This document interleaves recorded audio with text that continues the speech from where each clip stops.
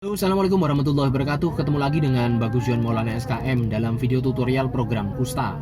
Teman-teman, kemarin-kemarin saya pernah bikin video yang berjudul luka kusta. Di situ ulasan cukup komprehensif tentang penyebab-penyebab luka itu apa saja, jenis-jenis luka, terus mekanisme terjadinya luka, terus tata laksana luka kusta itu seperti apa. Nah, kali ini saya akan membahas video lanjutan dari video tersebut yaitu bagaimana cara mencegah terjadinya luka pada kaki penderita kusta.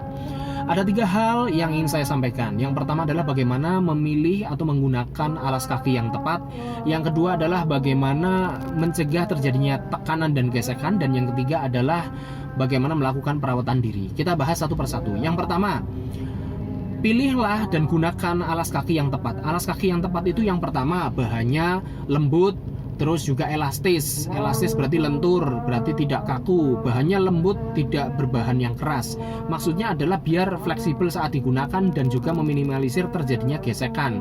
Kalau bahannya keras, ya kayak misalkan kulit, sepatu kulit dan sebagainya itu keras, itu malah bisa-bisa terjadi lecet atau abrasi, gesekan yang akan menimbulkan terjadinya luka secara langsung atau malah menebalkan dari kapalan. Ya, itu jadi pilihlah bahan-bahan yang lentur, yang lembut dan elastis. Yang kedua, alas kaki yang tepat adalah alas atau bagian bawah dari alas kaki tersebut itu cukup protektif, bisa mungkin tebal atau kuat untuk melindungi dari resiko-resiko trauma benda tajam seperti paku dan sebagainya dari bawah. Yang ketiga, alas kaki yang tepat adalah cukup melindungi bagian atas punggung kaki atau bagian jari dari resiko trauma benda tumpul, trauma benda keras seperti tersandung saat berjalan. Jadi kalau bisa tertutup ya guys, atau semi tertutup seperti sepatu sendal, seperti selop, seperti itu. Itu bagus, itu ya. Jadi gunakan atau pilih alas kaki yang tepat.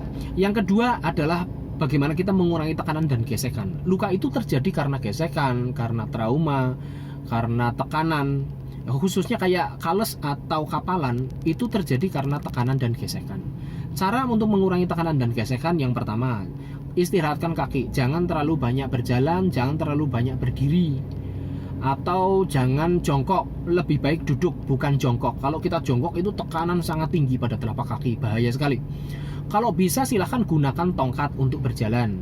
Baik Anda yang sudah punya luka di kaki ataupun punya resiko luka di kaki, gunakan tongkat. Tips menggunakan tongkat adalah letakkan tongkat pada kaki yang sehat. Maksudnya gini guys, misalkan nih kaki kanan kalian punya resiko luka atau ada luka yang masih kecil, biar tidak tambah parah atau biar tidak terjadi luka, maka gunakan tongkat pada kaki yang sehat.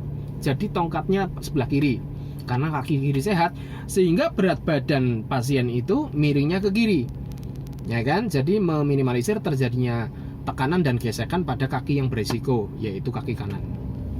Jadi bukan diasumsikan tongkat ini adalah pengganti atau penguat kaki yang luka sehingga tempatkannya di sebelah kaki yang luka atau di sisi kaki yang luka. Itu salah guys. Kalau misalkan nih kaki kanan Anda risiko luka atau terjadinya luka lebih parah, kok tongkatnya di sebelah kanan, otomatis badan ini tumpuannya malah ke kanan.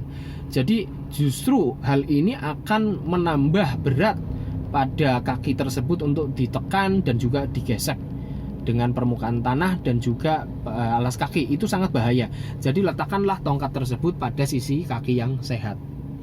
Oke, yang ketiga yaitu bagaimana melakukan perawatan diri. Perawatan diri itu Anda bisa menyimak pada video saya yang berjudul luka kusta. Di situ ada RGM, rendam, gosok, minyak. Kalau misalkan Anda terjadi luka, silahkan lakukan RGM dan terakhirnya mungkin bisa dibalut ya dengan kain perca atau dengan kain kasa. Kalau misalkan tidak ada luka, gimana caranya? Ya rendam ini kita ambil esensinya. Rendam ini kan sebenarnya untuk mencuci ya, atau mengurangi resiko kolonisasi bakteri. Dicuci dengan sabun atau saat mandi kita lebih intensif membersihkan kaki. Gosok, kalau misalkan Anda punya potensi terjadinya luka seperti kapalan atau kales, silahkan digosok. Kalau misalkan tidak ada resiko seperti itu ya tidak usah, kita skip gosoknya. Minyak itu esensinya adalah bagaimana melembabkan kulit ya, tidak harus dengan minyak atau bisa aja kita pakai hand body. Oke, demikian tips dari saya.